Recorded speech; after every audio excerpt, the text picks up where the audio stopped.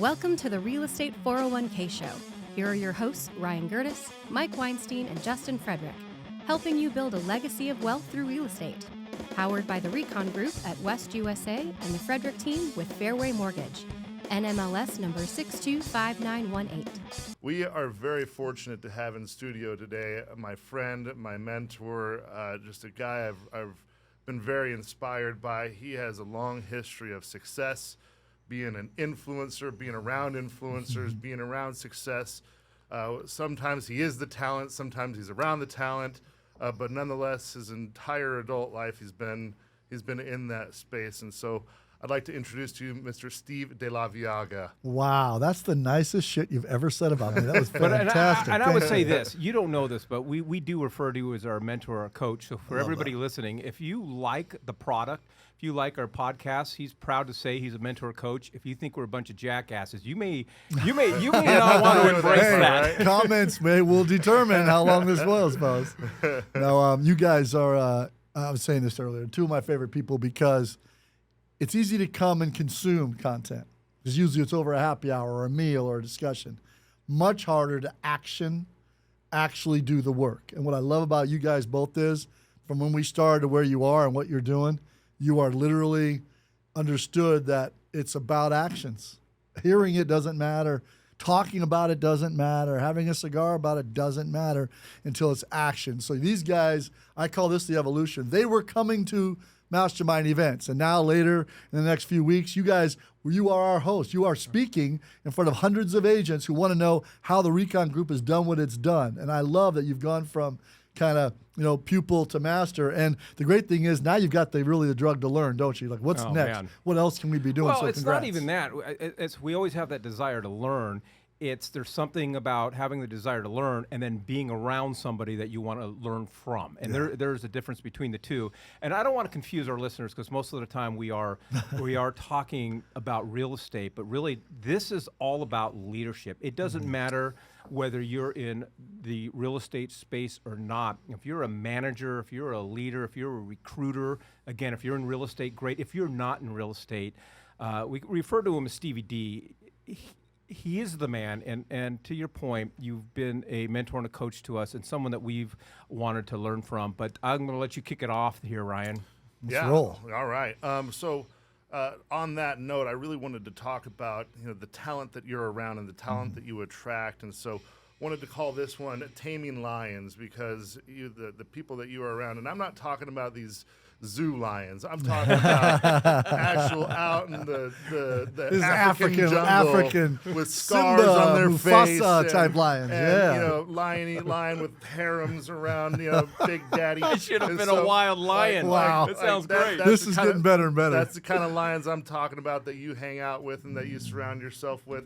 And so I really want to know, how do you identify the talent and the people that you decide that you're going to make part of your sphere of influence and who you're going to let into your camp? I'll go back to, I started in real estate in 1999, 2000, right? And it was very clear when there was back then 800. Because you were 55 at that time, right? Hey, boy, 25, still feel it. Not feel 80, but you realize there was 800,000 realtors, and you could take a 4-day test, get a C-, and then expect to make $100,000 in the profession. And I was like, gosh, this is crazy. The barrier for entry was so low. And I was a technology person selling a high-end technology product to real estate. I tried to imagine that in 99, 2000, right? So I finally just said, enough. It was clear. It wasn't, people say 80-20 or 90-10. It's not. It's about 96.5% to 3.5% that do the overwhelming 60% plus of the business. And that number's growing now towards the 3.5% side. They're bigger, getting bigger, just like you guys. So I made a point early on in my career. I was one of those guys that I love the process of selling. So I'm in the Bay Area where I'm from. I'm selling this high-end product, and agents that were busy back then, you barely voicemail with. There was no, you didn't Google, you couldn't find people. So I literally just would go to their office and I would give flowers to the young person who was kind of the office manager and say, it's Monday, you should always start with flowers, beautiful lady, so happy to be here. And they say, oh, you're here to see somebody? I go, no, I'm not here to see anybody. I love this office. I do business in tech. I'm not working with any of them, but I'm acting like I'm working with all of them. Here's your flower saying, by the way, you like Starbucks? Yep, what's your drink? Oh my God, I love a white mocha. Got it, I'm your guy. Next day I'd come back with a white mocha. Nothing, wouldn't ask for a thing. By the third day, I'm like, is Ken Callahan in? We've been missing each other. That's code for me calling him 100 times, him never calling me back. Oh, yeah. So, Ken, yeah, he'll be in around 10. You know what? Why don't you go wait back in his office? That's awesome. I would do that.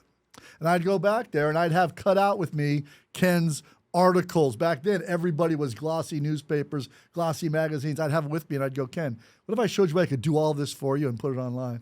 By the way, Ken, I'm talking to you first and only. I know Ducky Grable's in this office. I know Rick O'Callahan's in this office. I'm only talking to you because you're one. If you tell me, Steve, get out of my office and pound sand, I'm going to go walk to Ducky's office. But I'm going to leave here with one of the top 5. My hope is, Ken, it's you, because Lions like to work with Lions. Talent knows talent. My background, what I did, being a pro basketball player, being someone who played. So Ken and I would end up having a conversation. Inevitably, he'd go, I'll give you a shot. And I'll say, good. I'm going to treat this like a gym membership, and I am your fitness trainer. We're going to do it the right way. You're going to actually read your email. When someone calls, you're going to answer the phone. And so we would do this together. And I would not take on another client until I had 10 what I called investor ready for success, meaning leads are coming in. He's winning. He's answering the phone. I'd go, great. He'd go, man, this is awesome. Now I'd earn the right to ask a question with, Ken, who else can you help me with now? No, come to lunch. I'm going to call Ducky and Rick and Timmy. I'm going to tell them we're doing this, but you can't work with anybody else but the people I bring. Absolutely, sir, because again, talent knows talent. Lions know lions. That's how it started. So for me, everything I ever did, title insurance, technology, lead gen, et cetera, I always said, I don't care anything else. When I started with Fidelity National Title here in Arizona, our market share was 2.4%. 2.4%. Not very much. And literally, we were the number 1 subprime title company in the United States. We work with subprime lenders. Well, what happened in 2008? 7 of our top 10 clients within 90 days were either indicted by the FBI or out of business. And we had not talked to realtors at all for 5 years. We were just taking that refi juice. So I started the mastermind here in Arizona, the Callaways, Wendy and Russell Shaw, Dean Selvey. I invited them. We didn't have any of their business. But I said, I want to meet with just the 25 top agents, and I'll never ask you for a thing. And I didn't. We met for 6 months. No one gave us one deal. Then it was actually really good people like the Shaws and the Callaways that said, you've been so great. Why don't we'd like to give you a deal. I said, listen, you don't have to, but if you did, we'll earn it every day for you. And then all of a sudden, I got introduced to Wachovia and Wells Fargo and B of A and people that had deal flow that I could then say, well, come meet my mastermind. I'd bring them into the mastermind. The president for Wells Fargo Loss Mitigation for the United States, their biggest state, shocking, was Arizona. I brought them in and I said, these are the best 25 agents in the state. They can help you solve your problem, give your consumer a better experience. And then they did. Now, what was funny was I had no control to go, Ryan, you get some, Mikey, you get some, Ashlyn, you get some. But the appearance was I brought this 6,000 transactions they were going to do in this state in the next 2 years to the table. You're the rainmaker. When you bring Lions opportunities, they make it work. Feed. They feed. And That's so remarkable. For me, that's how it always is. And so now in my world, guys like yourselves, you know this. We had a cigar a couple years ago. I go, I love you guys. Here's what you should do. And I said it kind of casually like that. And that's kind of my blow-off line. Like, here's what you should do. Most people, we never talk again. Because they'll go, oh, yeah. Oh, no, you fed us. Again. You fed us. Well, and you know what happens when you eat? Yeah, well, then you get I'm like, hungry again. Well, then I'm like, all right, now, good you did that. Well, this meeting, my executive admin, who is a beast about controlling my time, is like, are these guys on the do not call back list? And I go, like, I don't have a do not call. I have a do not call back list, right? So they call in. I'm like, yeah, he's on the do not call back list because we've given these people things they didn't use. You guys used it, executed, did it, then said, hey, we got a couple tweaks. We're doing this, and it's working better than even what you said it would. And I'm like, okay, because I'm addicted to the learning thing. Come back, and you're like, well, Steve, here's what I'm doing.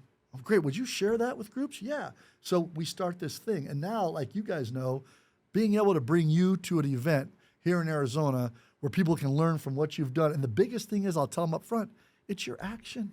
There's no theory. There's no tactic or model that is going to help you more than taking action. And what I love about both of you is you weren't like a perfect straight line to winning.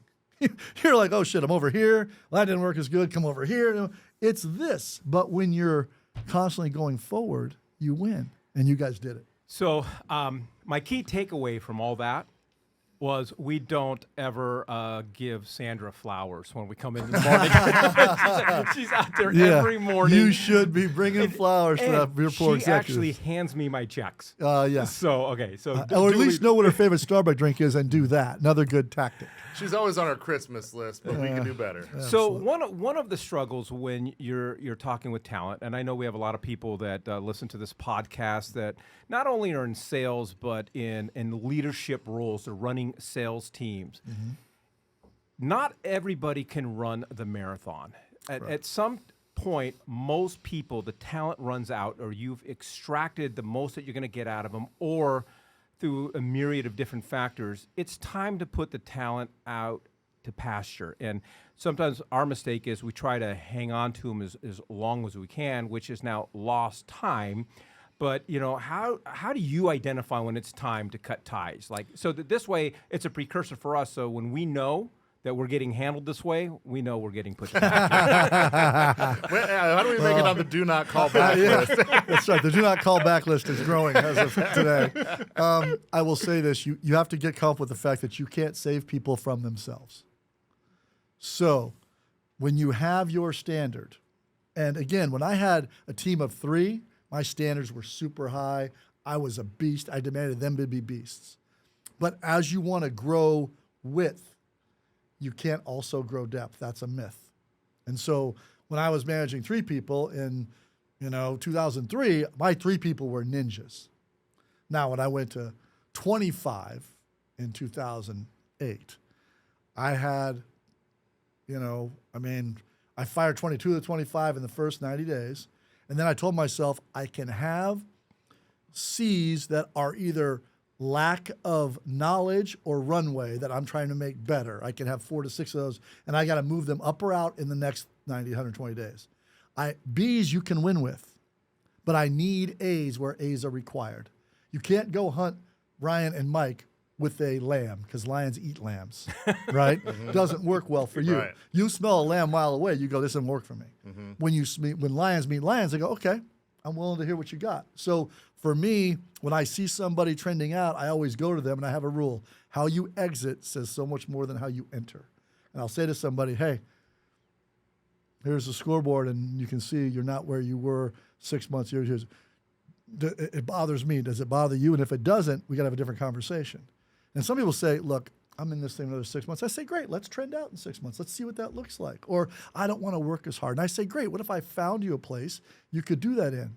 Because sometimes, unless I'm trending out too, it doesn't work for me that you're trending out and I'm trying to grow. You might be ready for the zoo. Yeah, and it's okay. And by the way, if you're a good leader, part of our job is to go, if you want that, you and I both know there's a ton of teams that a pretty good person can be on and do okay with, and they can stay there for years. It's just not your team. Right. Because your team is like, hey, we're growing, we're making calls, we're answering the phone. So if you're not willing to do that, I always say this, I tell people all the time, I used to have people at Fidelity, I'd go, listen, make me your recommendation. I'm firing you in 3 weeks, but you're not getting fired today. So make me a recommendation, go interview, tell them to call me, and I'll say, oh my God, I love Rob, which I do. You're a great human. I won't say you're super hardworking. I won't say you're killing it. That would be a lie. What I'll say is he's intelligent, smart. He's been in the business a long time, got great experience. I would help Rob get a job because it's easier to get a job when you have a job. So no one ever, I always said with me, you're not going like this. Oh my God, is he mad at me? Is he coming from behind me? I was 2 Mack Truck high beams coming like this, 50, 60, 80, 100 feet out. And you knew I was coming. So and then people were like, at least you treated me right. I go, no, I'm going to treat you right. Because if I don't do that, then I can't leave. Right. If I end right, I'm going to help you get a job. It just can't be here, okay? Because I need someone who wants to wake up every day and go hunt.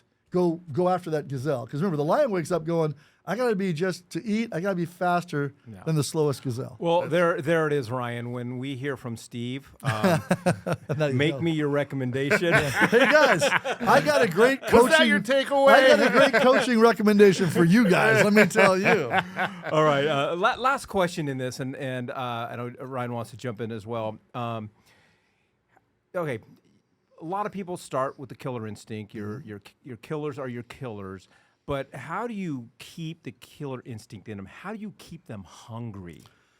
The one thing you can never outsource as their leader is your vision and your accountability to them, right? You can outsource everything else, but you can't outsource the vision of why they're here, then the accountability that you require. They'd be like a coach not ever calling a play or never caring about the score. It wouldn't work very long, right? So as a leader, for me, when I keep people motivated, I keep saying, all right, when we build companies, we're in growth mode. It's awesome. We're building the boat. We're on an island. We're cutting down trees. We are creating building of this boat, what the hull to look like, et cetera. Now, after 2 years, now boat's built. Now we're pushing that thing into the water. Now we got to go from boat builder to ship's captain. Now we got to be more strategic. Now I got to have people that understand how do you maintain revenue because we've built it really fast. Now we got to keep it. Whereas when you're starting and you're building something from scratch, you guys knew when you started, every deal you got mattered. Now you're like, okay, is it a good or bad deal? Are we doing this the right way? Was this an investment deal we can make more money on? Why wasn't it brought to us? You're more strategic. Boat building and ship captaining are not the same thing. And I've learned in my life I can do both, but I'm much more excited and comfortable in the boat building process. So lots of times I tell people that I work with, hey, I'm going to build this boat for 3 to 5 years. I'm not staying to take it out to sea and run it around island to island. But I'm going to build going it. down with the ship whenever it comes time to do Well, that. it's some people. I have friends of mine, and I usually recruit them over to take over what I built to go be the ship's captain. Okay. Some people are really good at like, oh, it's already built, thank God. Now I'm going to put in systems and models that will consistently be about what you're at here. For me, if it's not growing, I'm not attracted to it. If it's not growth oriented, I'm not excited about it. I don't want to be in a business that I'm not attracted to or excited about. So once I build it, I tell my investor or my boss or my partner, hey, we're about a year out from me being out of this. So I've got these 4 guys that are great ships captains. I want you to interview them. Let's bring one of them in. Let's get them integrated, get them started. Because I've learned trying to be both doesn't work. So we all have to decide as leaders, what's our vision? Are you a boat builder or ship captain? And then how you're going to score this for your team. Because when someone's in trouble, they don't hear from me, I hear from them. Hey man, I missed my quota this week by 15%. You watch next week. So I'll just text them on Friday morning. How do we do? ? So your scoreboard and your vision, you've got to still be the leader of every day.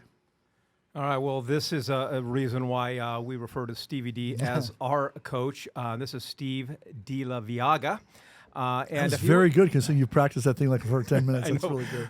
Wait till I've had about a couple you need one of more. these. You need one more drink of that scotch. You'd be perfect. And if you'd like to learn more about Stevie D, especially if you're in the real estate space and you're running a team, managing a team, and you like to maybe, I don't even know if you coach them and things like that, but if you'd like some more information about Stevie D or our team, the Recon Group, all you got to do is text the word LION to 623-AZ Recon. Again, Nice. text the word LION to 623-AZ Recon. And that's lion like the animal, not lion like you're full of shit. So make sure we're concentrating on this, okay? Thank you for joining us on the Real Estate 401k Show. If you want more information on how to build wealth, click on the link or text us at 623-297-3266. That's 623-AZ Recon.